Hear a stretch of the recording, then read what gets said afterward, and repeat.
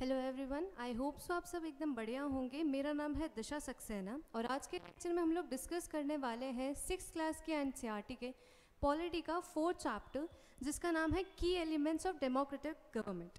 हमने इससे पहले वाले चैप्टर में देख लिया था कि गवर्नमेंट क्या होती है, इतना सारा काम गवर्नमेंट कैसे करती है, गवर्नमेंट के टाइप क्या क्या होते हैं, demographic government, monarchy government and dictatorship government. इस चैप्टर में हम लोग डिस्कस करेंगे कि डेमोग्राफिक गवर्नमेंट अगर है, डेमोक्रेटिक गवर्नमेंट है किसी कंट्री में, तो उधर पे एलिमेंट्स क्या क्या होंगे, बेसिक फीचर्स क्या क्या होंगे, तब हम उससे कहेंगे कि वो डेमोक्रेटिक गवर्नमेंट वहाँ पे फॉलो होती है। जैसे कि हिटलर, हमने क्या देखा था कि डेमोक्रेटिक गवर्नमेंट क्या होती है, जहाँ पे लोगों के पास पावर होता है, वो अपने रिप्रेजेंटेटिव को इलेक्ट करते हैं, वोटिंग के थ्रू इलेक्ट करते हैं। ठीक है, हम लोग ये कह सकते हैं कि अगर हमारे पास वोटिंग राइट है तो हमारे यहाँ पे डेमोक्रेटिक गवर्नमेंट है। नहीं, एक इवन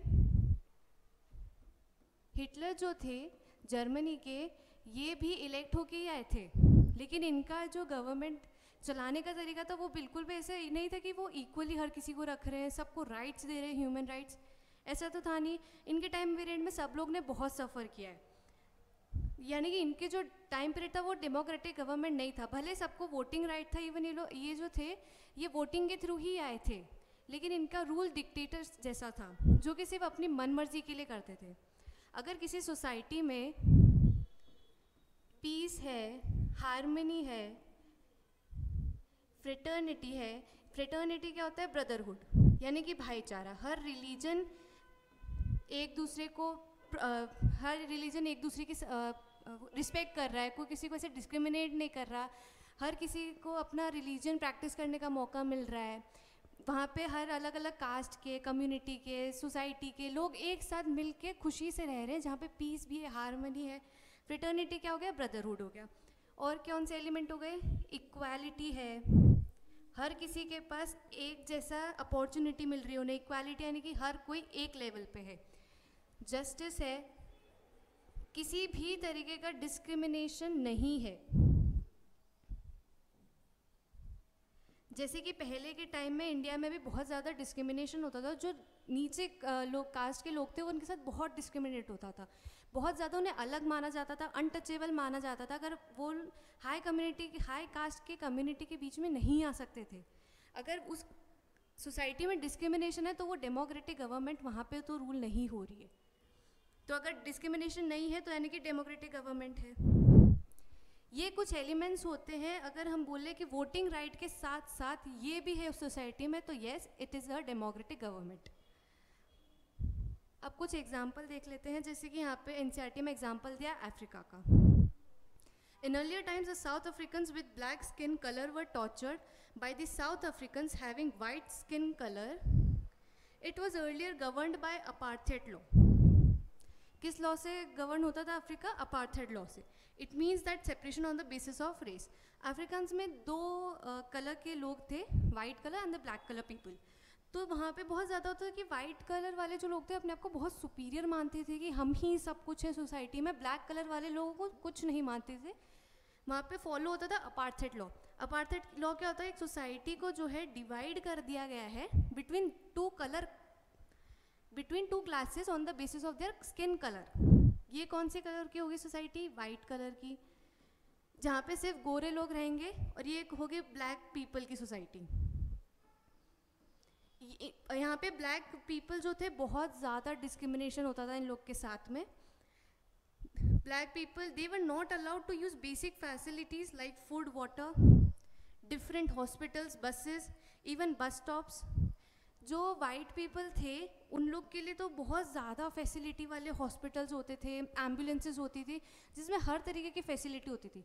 लेकिन जो ब्लैक वाले पीपल होते थे ना, उन लोग के एम्बुलेंसेज लाइक मतलब कुछ है ही नहीं उसमें, बहुत ज़्यादा ही कम फैसिलिटी होती थी। इवन हॉस्पिटल में भी इतने ज़्यादा भीड़ होती थी, कोई प्रॉपर फैसिलिटी नहीं है, प्रॉपर डॉक्टर्स नहीं है, नर्सेज नहीं है, कोई प्रॉपर सिस्टम नहीं था उनके में। लेकिन वाइट वालों के में हर चीज़ बहुत ज़्यादा अच्छी थी, उनको सारी तरीके की फैसिलिटी मिलती थी। ब्लैक वाले जो है उनको फूड भी बहुत बचा कुचा मिला तो ठीक है, वाटर, ये जो पब्लिक वेल होते थे ना वाइट पीपल के, उसमें से पानी भी नहीं ले सकते थे, इनके लिए अलग ही होता था पानी निकालने के लिए, जगह भी इनकी अलग होती थी। वहाँ पे जो सोसाइटी को उनने अलग इसलिए कर दिया था कि वाइट वाले ब्लैक वाले कम्युनिटी के पीपल जो हैं वो वाइट वाले के साथ रिलेशन ना बना पाए। आज के टाइम में तो ऐसा नहीं है, वहाँ पे हर कोई साथ में रहता है, मिल के रहता है और खुशी से रहता है, पीस है वहाँ पे। लेकिन पहले ये नहीं था, वहाँ पे बहुत डिस्क्रिमिनेशन होता था ब्लैक पीपल के साथ, वाइट पीपल बहुत ज़्यादा डोमिनेट करते थे उन्हें।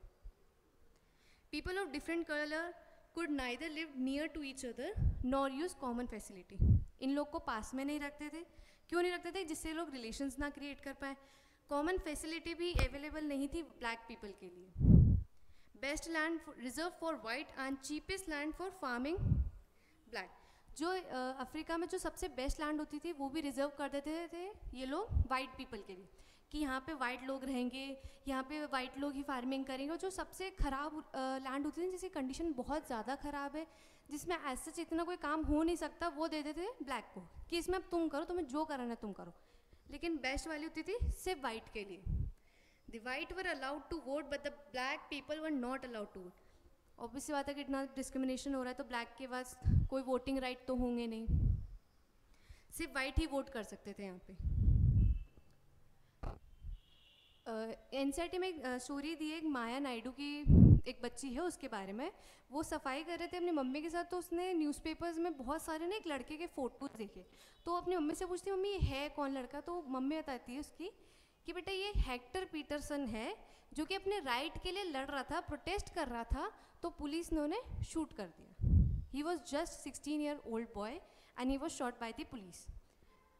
तो ब्लैक पीपल इतने ज़्यादा परेशान थे उस टाइम पे, वाइट लोग उन्हें इतना ज़्यादा डोमिनेट करते थे, इतना डिस्क्रिमिनेशन होता था, तो ब्लैक ने स्टार्ट कर दिया प्रोटेस्ट करना। उस टाइम पे पुलिस देखती नहीं थी कि किस रीज़न से प्रोटेस्ट कर रहे हैं, वो डायरेक्ट फायरिंग स्टार्ट कर देती थी। उसी टाइम पे हेक्टर पीटरसन, जो कि सिर्फ 16 साल का लड़का था, वो वहीं पे मारा गया उसमें।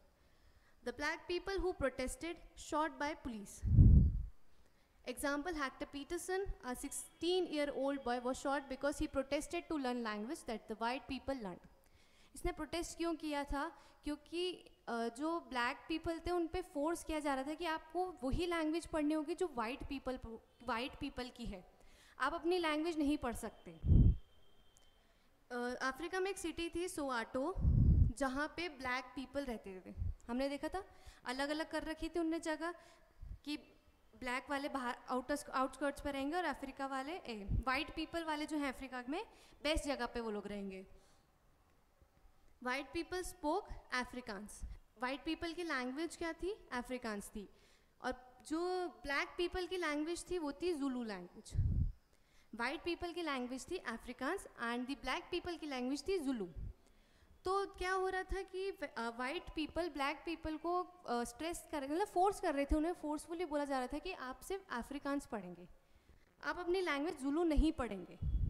तो ब्लैक पीपल को क्या लगा, अगर हम हमारी ही लैंग्वेज नहीं पढ़ रहे और वाइट पीपल की लैंग्वेज पढ़ेंगे तो हमें प्रॉपर जॉब नहीं मिलेगी, हमारी प्रॉपर एजुकेशन नहीं होगी, हम इनके एडमिनिस्ट्रेशन प्रोसेस में नहीं घुस पाएंगे, बहुत ज़्यादा दिक्कत होगी। इसलिए इन लोगों ने प्रोटेस्ट किया था। तो इसी प्रोटेस्ट में जब लैंग्वेज के लिए प्रोटेस्ट कर रहे थे हेक्टर पीटरसन अपनी ब्लैक कम्युनिटी के साथ, तब उन्हें मार दिया गया था। अब जब वाइट पीपल का वहाँ पे डोमिनेंस है तो ऑब्वियसली बात है वो अपनी ही चलाएंगे कि आप तो सिर्फ हमारी लैंग्वेज पढ़ोगे, और ब्लैक के पास कोई और ऑप्शन भी नहीं था। लेकिन फिर भी उन्हें ट्राई किया कि हम प्रोटेस्ट तो करते हैं, शायद हमें कोई रिजल्ट मिले, बट ऐसा कुछ हुआ नहीं। वहाँ पे बहुत ज़्यादा शूटिंग वगैरह हो गई थी, बहुत ज़्यादा लोगों की डेथ भी हुई थी। Afrikaans national Congress and it was known leader Nelson Mandela fought for a very long time against apartheid.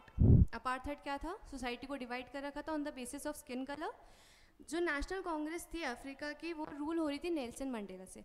He was a very prominent leader और इन्हें बहुत फाइट किया कि ये इस डिफरेंस को ख़त्म कर पाएँ और ब्लैक्स को भी वही राइट दिला पाएँ जो अभी वाइट के पास है। कितना उनने सफ़र किया, वो उससे उस चीज़ को बाहर लेके आए और वो सक्सेसफुल हुए थे। वो फाइनली सक्सीडेड इन 1994। उससे पहले वो जेल भी गए थे सिर्फ अपना प्रोटेस्ट करने के लिए। बाद में जब अफ्रीका का कॉन्स्टिट्यूशन बना 1994 में, तब इनने कहा कि हमारे यहाँ पे अफ्रीका में जितना जो भी पहले हुआ है हम उनको सब भूल जाते हैं और हर किसी को अब इक्वल राइट दिया जाता है। इनने ये नहीं किया कि ब्लैक को इतना ज़्यादा डोमिनेट किया है तो अब हम वाइट को करेंगे। उनको भी इतना सफ़र कराएंगे, नहीं। उनने क्या बोला कि जितना जो पहले हो चुका सब भूल जाते हैं और एक नई शुरुआत करते हैं। यहाँ पे हम एक और एग्जांपल ले लेते हैं, जैसे इनने लैंग्वेज के लिए करा है, वैसे ही जब 1947 में इंडिया और पाकिस्तान अलग हुए थे, तब भी लैंग्वेज के बेसिस पे एक बहुत कॉन्फ्लिक्ट हुई थी, क्योंकि पाकिस्तान के दो पार्ट्स हैं, एक पार्ट है वेस्ट में और एक है ईस्ट में। ईस्ट वाला पाकिस्तान आज कहलाता है बांग्लादेश। बांग्लादेश में पाकिस्तान क्या कह रहा था कि बांग्लादेश में ना उर्दू बोली जाए। पाकिस्तान में क्या लैंग्वेज थी उनकी, उर्दू थी, और बांग्लादेश वालों की लैंग्वेज थी बंगाली। लेकिन पाकिस्तान कह रहा था कि नहीं, आप लोग बंगाली नहीं बोलोगे, आप सिर्फ उर्दू बोलोगे। वहाँ के लोगों को भी लगा कि यार अगर हम उर्दू बोलेंगे तो हम लोग प्रॉपर एजुकेशन नहीं ले पाएंगे, हमारी जॉब नहीं लगेगी, हम इनके एडमिनिस्ट्रेशन में नहीं घुस पाएंगे। तो उन्होंने प्रोटेस्ट किया था उस चीज़ के लिए कि हमें उर्दू नहीं बोलनी, हमारी लैंग्वेज को हमें आगे लेके जाना है, हमें बंगाली ही बोलनी है।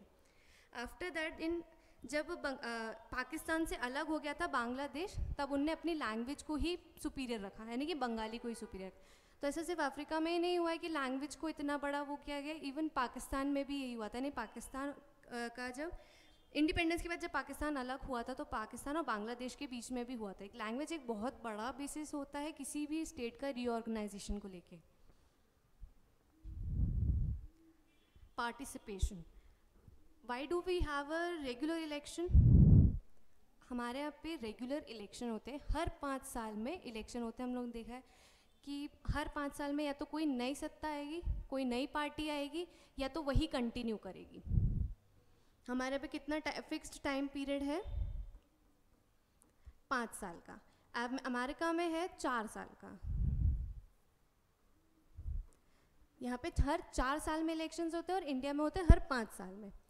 Through voting in election, people elect leaders to represent them, and these representatives take decisions on behalf of the people. Election होता है, हम हमारे रिप्रेजेंटेटिव को इलेक्ट करते हैं, जो हमें सही लगता है कि हाँ ये हमारे लिए काम कर सकता है, तो हम उसे इलेक्ट करते हैं और उसको पावर देते हैं कि आप हमारे लिए रूल्स एंड रेगुलेशन लॉज बनाओ। All government are elected for fixed period. India में कितने टाइम के लिए होती है? 5 साल के लिए। 5 साल के बाद फिर इलेक्शन होगा, या तो कोई और पार्टी आएगी या तो वही कंटिन्यू करेगी। In India this period is 5 years. Once elected government can stay in power only for that period. If they want to continue to be in power, then they have to be re-elected. अगर उन्हें power में ही रहना है तो उन्हें वापस से री-इलेक्ट होना पड़ेगा। और री-इलेक्ट कब होंगे? जब पब्लिक को लगेगा, पॉपुलेशन को लगेगा कि हाँ ये गवर्नमेंट हमारे लिए काम कर रही है और ये बहुत अच्छा काम कर रही है, अगर इसे हम और 5 साल देंगे तो शायद और अच्छा काम भी हमारे लिए कर सकते हैं, तो वो इन्हें फिर इलेक्ट करेगी। लेकिन अगर इन्हें लग रहा है ना पॉपुलेशन को, हमारे कंट्री के लोगों को, कि नहीं ये गवर्नमेंट सही नहीं है हमारे लिए, गलत कर दिया इसको 5 साल में चुन के, तो वो चेंज भी कर देगी। This is moment when people can realise their power in democracy. In this way the power of the government gets limited by regular election. ये मोमेंट होता है पीपल के लिए कि वो अपनी स्ट्रेंथ को रियलाइज़ करें, उन्हें पता चले कि ये डेमोक्रेटिक गवर्नमेंट है, हमारे कंट्री में डेमोक्रेसी है, हम हमारे वोट्स का यूज़ कर सकते हैं और उसको सही तरीके से यूज़ करें, उसको गलत ना करें, उसको किसी गलत इंसान को वोट दे के हम हमारी पावर का मिसयूज़ ना करें, पावर को वेस्ट ना कर दें हम हमारी। Apart from voting, there are many ways for people to participate in decision making. Voting के अलावा भी हमारे पास बहुत सारे ऐसे तरीके होते हैं कि हम इनकी डिसीजन मेकिंग में पार्ट ले पाएँ। By taking interest in and criticizing government action. उनने कोई पॉलिसी निकाली है, कोई लॉ निकाला है, उस पर हमेशा क्या होता है ना कि लोग बाग या तो उसको क्रिटिसाइज़ करेंगे कुछ और कुछ उसके फेवर में रहेंगे। कोई भी लॉ आया है तो ज़रूरी नहीं है कि वो हर किसी को बेनिफिट करे, मे बी वो मेजॉरिटी को कर रहा है, लेकिन कुछ माइनॉरिटी होगी, कुछ लोग होंगे जिनको ऐसा लग रहा हो कि नहीं यार ये नहीं होना चाहिए, तो इनको क्रिटिसाइज़ करेगी, और कुछ लोग इनको फेवर करेंगे और बोलेंगे कि नहीं ये तो बहुत अच्छी चीज़ है, इसका फ्यूचर रिजल्ट बहुत अच्छा होगा। By taking interest in and criticising हम पार्ट ले सकते हैं उनके डिसीजन मेकिंग में। एग्जाम्पल है यहाँ पे 2005 का। When a particular government increased the electricity fare, the people expressed their protest in a very sharp manner. The government argued in defense of its decision tried to convince the people but eventually had to accept the demands of the people and reduce their increased power tariffs.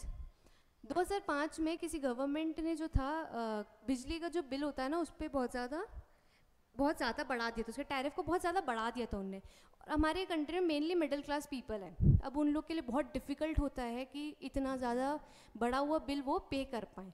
अब उन्हें हर day to day life भी तो चलानी है अपनी, अगर वो maximum अपना इलेक्ट्रिसिटी बिल में ही दे देंगे तो बाकी की चीज़ें कैसे मेंटेन करेंगे. तो उस टाइम पे लोगों ने प्रोटेस्ट किया कि नहीं, हमें ये कम चाहिए, इसे कम कर रहे हैं आप हमारे लिए, वरना हमारे लिए बहुत दिक्कत हो सकती. तो गवर्नमेंट हार गई उनके सामने, उन लोग की बात सुनी गई कि हाँ बात तो उनकी भी सही है पॉपुलेशन की. तो गवर्नमेंट ने उनकी बात सुनी और एक्सेप्ट करा कि हाँ उनने गलत कर दिया है, उसको टैरिफ को इतना ज़्यादा बढ़ा के. तो उनने कुछ टाइम बाद उसको रिड्यूस भी कर दिया, जितना पहले था उतना कर दिया. The government had to change it decision as it is responsible to the general people. Government को अपना डिसीजन बहुत बार चेंज करना पड़ता है फॉर द जनरल पब्लिक, क्योंकि गवर्नमेंट बनी किससे, जनरल पब्लिक से. जनरल पब्लिक के लिए ही उन्हें काम करना है. अगर वो जनरल पब्लिक की ही नहीं सुनेंगे तो आगे चल के इन लोग के लिए भी अपनी वापस गवर्नमेंट लाना पॉसिबल नहीं है. Newspaper, magazine, television also play an important role in discussing issues related to the public and the responsibilities of the government. Newspaper यानी कि प्रिंट मीडिया, डिजिटल मीडिया, आजकल के टाइम पे तो बहुत ज़्यादा सोशल मीडिया भी चल रहा है. इन चीज़ का हम यूज़ करके हम क्रिटिसाइज़ कर सकते हैं हमारी गवर्नमेंट की पॉलिसीज़ को. आज सच ना यूट्यूब पे, ट्विटर पे, इंस्टा पे, FB पे लोग क्या करते हैं, कोई लॉ आया है तो उस पर वो वीडियो बनाएंगे, वो उस पर कमेंट्स करेंगे, कुछ व्लॉग्स लिखेंगे कि ये क्रिटिसाइज़ कर रहे हैं उसको या कुछ उसके फेवर में लिख रहे हैं. तो अपनी फीलिंग्स बताते रहते हैं थ्रू दीज मीडियाज़. न्यूज़पेपर किस में आ गया, प्रिंट मीडिया में आ गया, टेलीविज़न आ गया अपने डिजिटल मीडिया में, एंड सोशल मीडिया तो आजकल का सबसे प्रोमिनेंट एक मीडिया हो रखा है. While it is true that democracy gives people chance to participate, at same time it is also true that people of all classes do not get this opportunity. Democracy हर किसी को chance देता है कि इसमें पार्टिसिपेट करें, लेकिन बहुत लोग ऐसे भी होते हैं जो इसमें पार्टिसिपेट नहीं कर पाते हैं.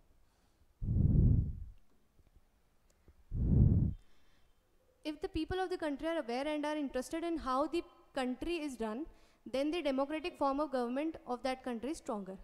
अगर लोग अवेयर होना कि वो डेमोक्रेसी क्या होती है, हम लोग को कैसे रहना चाहिए, डेमोक्रेसी के बारे में अगर उन्हें प्रॉपर नॉलेज हो ना, तो लोग बहुत ज़्यादा अच्छे से अपने लिए काम कर सकते हैं, अपने हित के लिए देख सकते हैं कि ये हमारे लिए सही है कि नहीं है. वो अगर अवेयर है तो बहुत अच्छी चीज़ होगी. तो democratic form of government of that country stronger. अगर पीपल अवेयर है उनकी पावर के बारे में, उनके राइट्स के बारे में अवेयर है तो. जैसे ना यहाँ पे इलेक्शन लड़ने के लिए भी ना हर किसी के पास पावर है. हमारे इंडिया में हर कोई इलेक्शन भी कंटेस्ट कर सकता है, बस कुछ बेसिक क्वालिफिकेशंस उनके पास हैं तो वो इलेक्शन में भी खड़े हो सकते हैं. Basic qualification as such what, हम एज का ले लेते हैं. जैसे कि अगर लोकल गवर्नमेंट में उन्हें के लिए लड़ना है तो उनकी मिनिमम एज होनी चाहिए 21. अगर लोकसभा में लड़ना है तो मिनिमम एज होनी चाहिए 25, एंड अगर राज्यसभा में लड़ना है तो होनी चाहिए 30. For president, vice president and for governor, the minimum age is 35. इनके साथ साथ सिर्फ एज ही नहीं है, और होता है क्या, और क्या होते हैं क्वालिफिकेशन होने चाहिए किसी को इलेक्शंस में खड़े होने के लिए. वो इंसॉल्वेंट नहीं होना चाहिए, बैंकरप्ट नहीं होने चाहिए, सिटीजन ऑफ इंडिया होने चाहिए, अनसाउंड माइंड नहीं होने चाहिए. वो अगर वो इन क्वालिफिकेशंस को फुलफिल करते हैं तो yes they can contest the elections.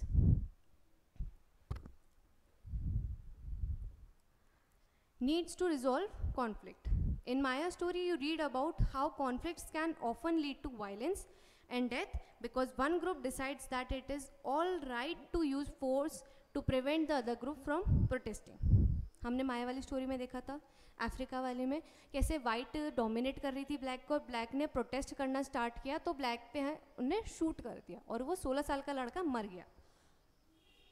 तो यहाँ तो ये वायलेंस मेनली क्रिएट कब होता है, जब ना दो कोई कम्युनिटी है, ए कम्युनिटी और बी कम्युनिटी। बी वालों को लग रहा है कि हमें प्रॉपर राइट नहीं मिल रहे हैं, हमें प्रॉपर रिप्रेजेंटेशन नहीं है हमारा, या हमें हर कुछ नहीं मिल रहा है जितना ए को मिल रहा है। तो यहाँ पे कॉन्फ्लिक्ट अराइज हो जाएगी इनके बीच में, और ये कॉन्फ्लिक्ट मेनली रूप ले लेती है वायलेंस का, क्योंकि हमें क्या लगता है हम दूसरे पे मार देंगे किसी को या अपनी फोर्स का यूज़ करेंगे तो हम लोग जीत जाएंगे, हम लोग सुपीरियर दिखेंगे, बट ऐसा नहीं होते, बहुत ज़्यादा ही नेगेटिव चीज़ दिखती है। Conflicts occur when people of different culture, religion, region do not get along with each other, or when some among them feel they are being discriminated.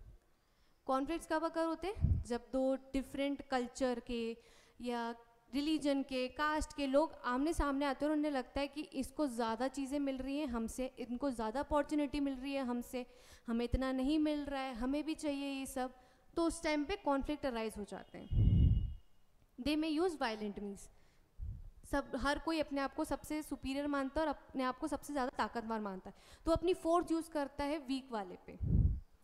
It is responsibility of the government to resolve disputes. अब ये किसकी responsibility है? Government की, कि वो उनके बीच में सुलह करवाएं, कोई मिडिल पाथ पे लेके आए इन्हें, इनको बैठाएं, इनसे डिस्कशन करें कि आपको क्या चाहिए, और दोनों को ऐसे पॉइंट पे लाएं कि कोई भी एक ऐसा फील ना करे कि इसकी सुन ली हमारी नहीं सुनी, हमारी सुन ली इसकी नहीं सुनी, ये चीज़ नहीं हो। तो गवर्नमेंट उस पर फोकस करती है कि दोनों का पक्ष रखा जाए और ऐसे कोई डिसीजन पे आए कि दोनों के लिए ही बेटर हो।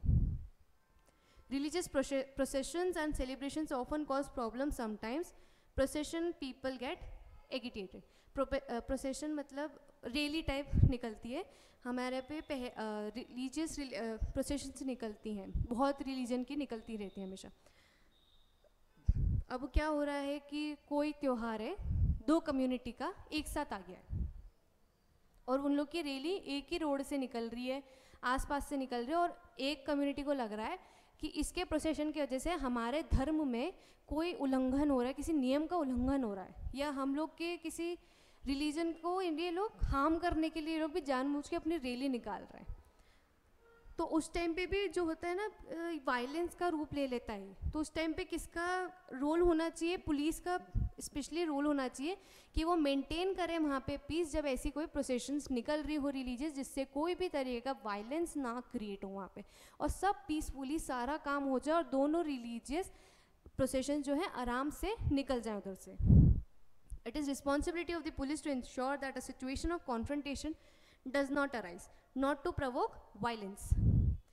Makes all parties sit together and talk so that the dispute can be resolved. वो parties को बैठाएंगे और dispute को resolve करेंगे।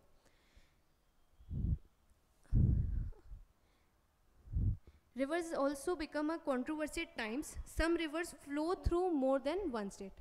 हमारे इंडिया में ऐसी कोई रिवर नहीं है जो कि एक ही स्टेट से निकल रही है और वहीं पे ख़त्म हो जा रही है। बहुत हमेशा क्या होता है, कोई स्टेट से अगर रिवर निकल रही है वो तो 2-3 स्टेट्स को पार करके फिर वो ड्रेन होगी कहीं पे, लेकिन ऐसी कोई स्टेट नहीं है कि वहीं से स्टार्ट हुई वहीं पे ख़त्म हो गई। तो ये रिवर भी बहुत बड़ा एक सोर्स बन जाता है कंट्रोवर्सी का। रिवर का वाटर बहुत ही हमारे लिए एक रिसोर्स है जो कि बहुत इंपॉर्टेंट रिसोर्स है हमारे लिए, तो वो कंट्रोवर्सी का क्रिएट कर देता है जब ये एक से ज़्यादा स्टेट में फ्लो होती है तब। एग्जाम्पल यहाँ पे दिया गया है, कर्नाटका एंड तमिलनाडु के बीच में जो रिवर है वो है Kaveri river.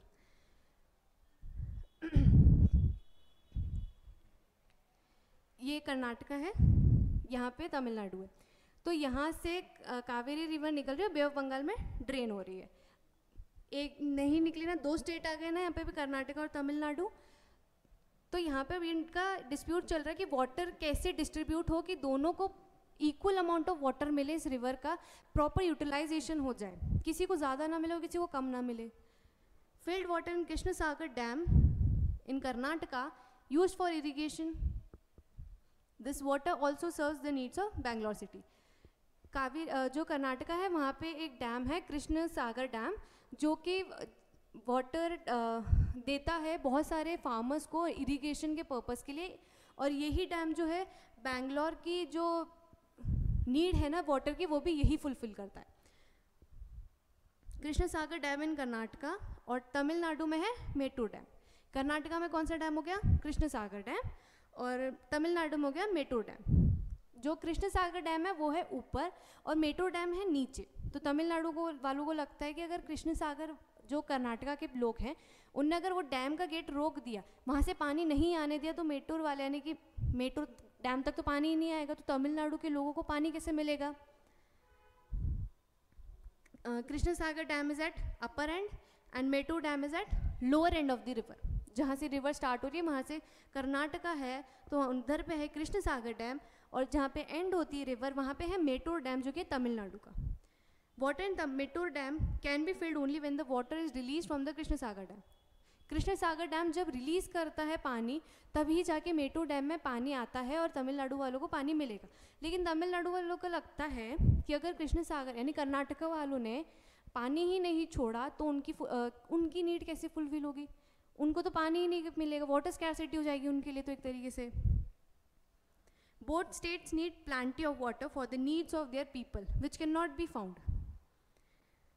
Then the national government has to take steps so that proper distribution of water can be done for the both states.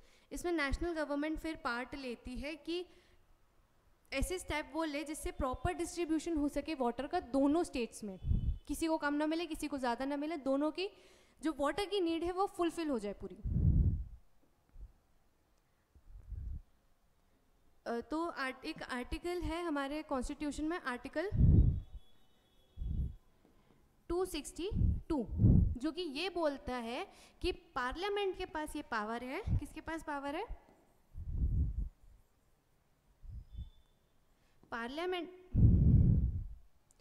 Parliament के पास पावर है कि वो किसी भी लॉ के तहत या किसी भी एक्ट के तहत जो ये वाटर डिस्प्यूट होता है ना, उसको रिजॉल्व कर सकती है। वो कोई ऐसा एक्ट लिया है, कोई लॉ लिया है जिससे वो डिस्क्राइब कर रही है कि कितना पानी इनको देना है उनको, या किस हिसाब से यहाँ पे डिस्ट्रीब्यूशन होगा। तो पावर किसकी है? वो पार्लियामेंट की, या किसी भी लॉ या एक्ट के थ्रू वो डिसाइड कर सकते हैं जब भी ऐसे वाटर रिवर को लेके कोई भी डिस्प्यूट अराइज होते हैं बिटवीन टू स्टेट्स।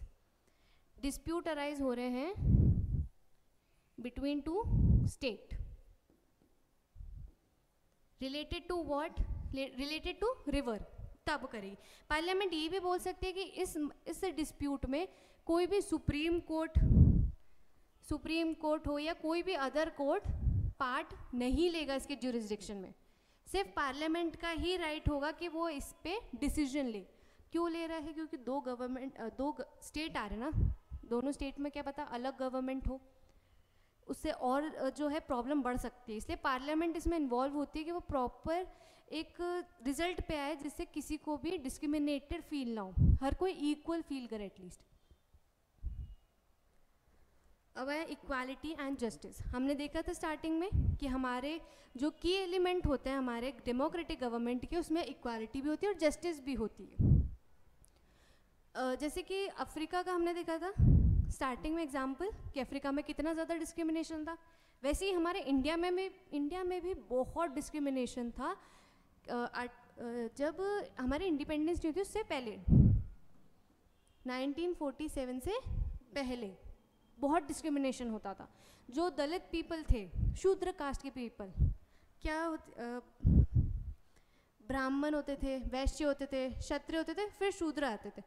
तो ये जो शूद्र कम्युनिटी के लोग होते थे इन्हें बहुत ज़्यादा डिस्क्रिमिनेट किया जाता था, बहुत नीचा समझा जाता था, इनकी कोई वैल्यू नहीं होती थी हमारे लिए, इनको हर किसी चीज़ के लिए तरसाया जाता था। इवन इनको बेसिक वाटर फैसिलिटी भी, ये कभी भी जो पब्लिक वेल होता है वहाँ से पानी नहीं ले सकते, मंदिर नहीं जा सकते जहाँ पे हाई कम्युनिटी के पीपल, हाई कास्ट के पीपल जा रहे हैं, जो बच्चे हैं वो एजुकेशन नहीं ले सकते। जैसे इसमें भी सारे हाई कास्ट के पीपल साथ में बैठ के पढ़ रहे हैं, लेकिन जो शूद्र कम्युनिटी के बच्चे हैं वो बहुत दूर रहते थे।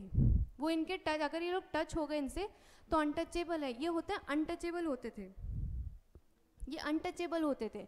ये अगर छू जाते थे तो हम जो अपर कास्ट के पीपल थे वो अपने आप को अशुद्ध समझते थे, ये लोग का छूना अशुद्ध होता था। इनने भी बहुत सफ़र किया, तो डॉक्टर BR अम्बेडकर ने बहुत फाइट की कि इन लोग को इनका राइट दिलाया जाए। हमारे कॉन्स्टिट्यूशन में फ्रॉम आर्टिकल 14 to 18 हमने बात की है जो कि राइट टू इक्वालिटी, जिसमें हर किसी को इक्वालिटी मिले, कोई भी अपर कास्ट लोअर कास्ट, इस तरीके से हमने सोसाइटी को जो हायरार्किकल बेसिस पे डिवाइड किया था वो हमने ख़त्म कर दिया, हर कोई इक्वल है। इवन आर्टिकल 17 से हमने जो प्रैक्टिस थी अनटचेबिलिटी की उसको भी अबॉलिश कर दिया गया। For long time Dalits have suffered, ये देखा हमने। Doctor Ambedkar and many other arrested that this practice is inhuman. कितना ज़्यादा इनह्यूमन प्रैक्टिस है, इनसेंसिटिव प्रैक्टिस है कि हम लोग कुछ कम्युनिटी के पीपल को कितना नीचे मानते हैं, उन्हें इवन कुछ मानते ही नहीं हैं। जो हमारी पहले के टाइम में 1947 से इन लोगों ने इतना सफ़र किया था, शूद्र कम्युनिटी ने, दलित पीपल ने, तो इन लोगों के लिए रिजर्वेशन की प्रैक्टिस आई। इवन जो लोकसभा है, स्टेट लेजिस्लेचर है, यहाँ पे सीट्स रिजर्व है लोकसभा में एंड स्टेट लेजिस्लेचर में सीट्स रिजर्व्ड है एससी और एसटी के लिए। क्यों रिजर्व्ड है? क्योंकि स्टार्टिंग में इन लोगों ने बहुत सफ़र किया है। ये लोग ना ही एजुकेशनली ऊपर आ पाए, ना ही इकोनॉमिकली आ पाए। इनको यहाँ से तो हमने किसी भी तरह से पढ़ा के जॉब दे के इनको हमने ऊपर लिया है, लेकिन अगर इनको पॉलिटिकल रिप्रेजेंटेशन नहीं मिलता तो शायद तक सिर्फ वहाँ पे गवर्नमेंट में, पार्लियामेंट में सिर्फ और सिर्फ अपर कम्युनिटी या अपर कास्ट के पीपल का ही वहाँ पे वो होते लोग होते। इन लोग की लोअर कास्ट पीपल की जो बातें हैं वो कौन रिप्रेजेंट करता? तो इसके लिए हमने सीट्स रिजर्व कर दी। और जो इवन है इनकी जो सीट्स रिजर्व है वो अब बढ़ा दी गई हैं और 10 साल के लिए, 2030 तक के लिए, by the amendment of 95th constitutional amendment act. और 10 साल के लिए बढ़ा दी गई हैं बाय 10 साल के लिए क्या बढ़ा दी गई? रिजर्वेशन बढ़ा दी गई सीट्स की 2030 तक by 95th constitutional amendment act.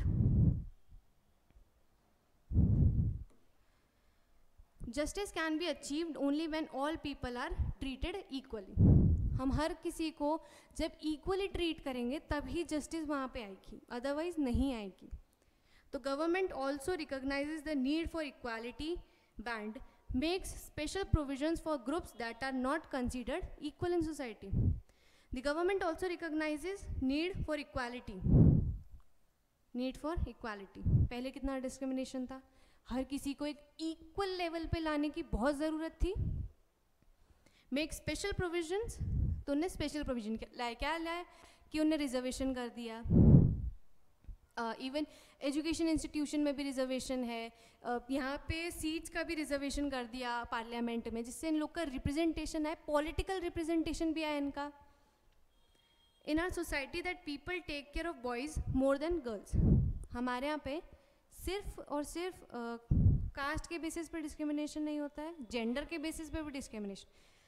India जब फ्रीडम हुई थी, हमारी इंडिया की फ्रीडम हुई थी 1947 पहले से, तब हमारे में बहुत तरीके के डिस्क्रिमिनेशन होते थे। कैसे कास्ट के बेसिस पे, जेंडर के बेसिस पे, और इनके बेसिस पे हमारे पे डिस्क्रिमिनेशन होते थे। कास्ट का हमने देख लिया।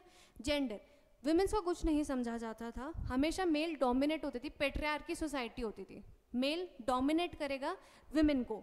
हमारे पे पेट्रियार्की सोसाइटी का क्या होती है, जहाँ पे मेल का ही रोल हो सबसे ज़्यादा, मेल ही सारे मेजर डिसीजंस लेगा, मेल ही ब्रेड अर्नर होगा, हर कुछ मेल ही डिसाइड करेगा। फीमेल्स का एज सच कोई रोल नहीं होता है, उनका कोई से भी नहीं होता है किसी भी घर के मामले में, सिर्फ मेल ही देखते हैं। कुछ नहीं समझा जाता था विमेंस को। पहले के टाइम में कुछ नहीं समझते थे, उन्हें लगता था कि ये सिर्फ हमारी सेवा करने के लिए, हमारे घर के काम करने के लिए बहुत डिस्क्रिमिनेट किया जाता था उनको। In a society that people take care of boys more than girls. Girls की ऐसा कोई केयर नहीं होती थी, सिर्फ बॉयज़ की केयर करते थे वो लोग कि ये तो लड़का है, यही तो आगे चल के हमारा घर संभालेगा, यही तो हमारे लिए पैसे लाएगा। ये समझा जाता, तो लड़कियों को समझाता है ये तो पराया धन है, ये तो आज नहीं तो कल चली जाएगी किसी और के घर, इसको क्यों पढ़ाना है। तो लोग इतना ध्यान भी नहीं देते थे लड़कियों पे। Government has made special provision so that girls get rid of injustice. Government ने बहुत सारे प्रोविजन बनाए जिससे जो लड़कियां हैं इनजस्टिस से गुजर रही हैं वो कम हो जाए उनके लिए। तो ऐसे बहुत सारे पॉलिसीज़ लाई थी गवर्नमेंट, जैसे कि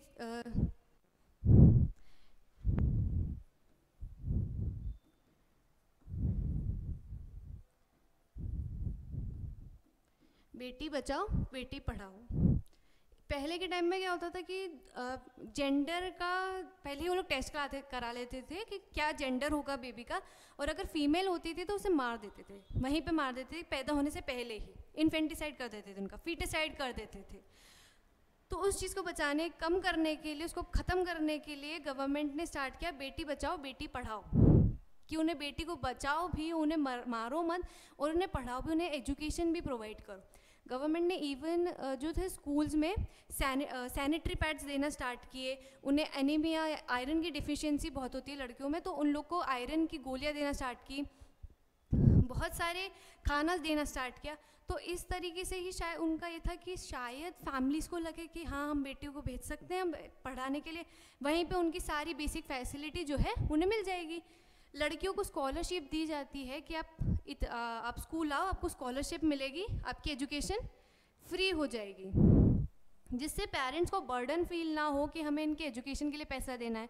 गवर्नमेंट ने ये स्टेप्स भी लिए, इनको स्कॉलरशिप्स दी, इनको सैनिटरी पैड्स दिए, इनकी हेल्थ के लिए प्रॉपर केयर किया गया, बहुत सारी चीज़ें की गवर्नमेंट ने, जिससे जो लड़कियों का लेवल है हमारी सोसाइटी में नीचे से ऊपर है। हमारी सोसाइटी में एक और वो है सन मेटा प्रेफरेंस। सन मेटा प्रेफरेंस क्या होता है कि हमारे यहाँ पे सिर्फ प्रेफर किया जाता है कि लड़का हो, सिर्फ और सिर्फ लड़का हो, लड़की ना हो, हमारे यहाँ पे लड़का पैदा हो, यानी कि सन मेटा प्रेफरेंस। आगे कौन चलाएगा घर? बेटा चलाएगा। क्यों? ऐसे कौन लेके आएगा? बेटा लेके आएगा। तो हमें क्या चाहिए? बेटा चाहिए, इसलिए बेटियों को मार देते थे। तो एक क्या उसके लिए टर्म आता है? Son meta preference. Equality and justice, इसका एक एग्जांपल यहाँ पे दिया है कि हम हर किसी को इक्वालिटी, तो इक्वल अपॉर्चुनिटी, इक्वालिटी तो चलो हमने दे दी, किसी ना किसी तरह से हमने इक्वालिटी दे दी, लेकिन हमें उसको इक्वल अपॉर्चुनिटी भी देनी है साथ में। सिर्फ इक्वालिटी से कुछ नहीं होगा, अपॉर्चुनिटी भी उसे दो जिससे वो भी, सामने वाला भी बढ़ पाए। जैसे कि यहाँ पे ये पेड़ जो है वो एक तरफ झुका हुआ है, इसके पास तो फल आ रहे हैं लेकिन यहाँ पे कुछ नहीं आ रहा, क्योंकि वहाँ पे कोई फल है ही नहीं है।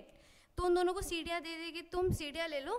इक्वालिटी तो उन्होंने कर दी कि हाँ दोनों को सीढ़ी दी, किसी एक को नहीं दी, दोनों को दी, लेकिन उसको भी यहीं ले आते। इक्वल अपॉर्चुनिटी तो नहीं मिली ना, क्योंकि वहाँ तो अभी भी कोई फल नहीं है जो उसको मिले। तो यहाँ पे इक्वालिटी तो उन्होंने प्रोवाइड कर दी, पर अपॉर्चुनिटी अभी भी नहीं थी। तो हमें क्या करना है? इक्वालिटी के साथ साथ सबको इक्वल अपॉर्चुनिटी भी देनी है कि वो ग्रो कर सके। इक्वालिटी के साथ साथ अपॉर्चुनिटी भी देनी है, यानी कि equality and justice. Equality and justice, equality तो दो, सबको एक तरह से ट्रीट करो, बट उनको अपॉर्चुनिटी भी इक्वल दो, जिससे कोई नीचे ना रह जाए और कोई ऊपर ना चला जाए बहुत ज़्यादा। उनकी नीड के हिसाब से उन्हें अपॉर्चुनिटी दो। एक और एग्जांपल से हम देख सकते हैं कि यहाँ पे एक वॉल है, इस तरफ पे जो है मैच चल,